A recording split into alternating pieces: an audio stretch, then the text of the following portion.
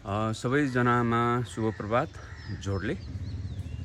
ल हेर्नुहोस्, यो सामुदायिक वन हाम्रो घर नखीपोट ललितपुरदेखि नखीपोट शिवचोक बस्तीदेखि नजिकैको यो सामुदायिक जङ्गल।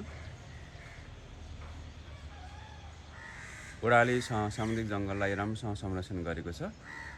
त्यसको साथै हामीले पनि हामी र हाम्रो छरछिमेकीमा पनि एकदमै धेरै रुखहरू लगाइएको छ। यो एभोकाडोको रुखहरू लगाइएको छ, यो अनेक वनस्पतिको रुख लगाइएको छ। त्यति मात्र नभएर यो छतहरूमा पनि ड्रागन फ्रुट, अनेक फलफुलहरू लगाइएको छ।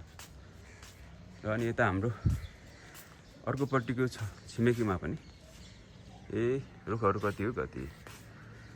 यहाँ एभोकाडोको रुख, हाम्रो रुद्राक्ष, यो एकदमै यो दैविक शक्ति भएको बिरुवाको रुख फुल फुलेको छ है। एकदमै हेर्दाखेरि नजिकबाट हेर्दा फुल फुलेको छ। यस्तो लगाएका छन् हाम्रो छिमेकीले।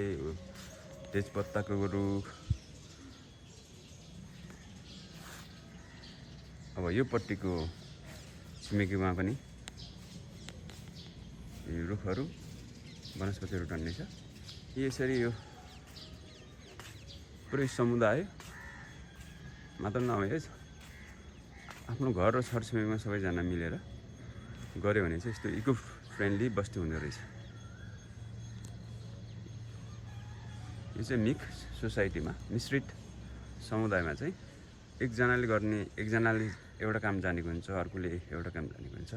एकजनाले एउटा रुख रोपेको हुन्छ, अर्कोले अर्को रोपेको हुन्छ। अर्को सिक्दै फलो गर्दै यस्तो बस्ती नै एकदम राम्रो हुन्छ, एकदम सुन्दर बस्ती। हेर्नुहोस् त, घरको डिजाइनहरू पनि त्यहाँ एकदमै 1990s को यो इङ्ल्यान्डबाट ल्याएको डिजाइनहरू छ है। हाम्रो ब्रिटिसको क्याप्टेन साहबको घर हाम्रो छिमेकीमा। परतिर पनि एकदमै रुख भएको बगैँचा भएको घरहरू छ। यसो गर्दाखेरि सबैजनाको स्वास्थ्यमा लाभ हुने र सबैजनालाई फाइदा हुने, अनि राम्रो इन्भाइरोमेन्टमा बस्दाखेरि सबैजनाको मेन्टल हेल्थ राम्रो हुने हुनाले झै झगडा नहुने, एकअर्कालाई सहयोग हुने हुन्छ।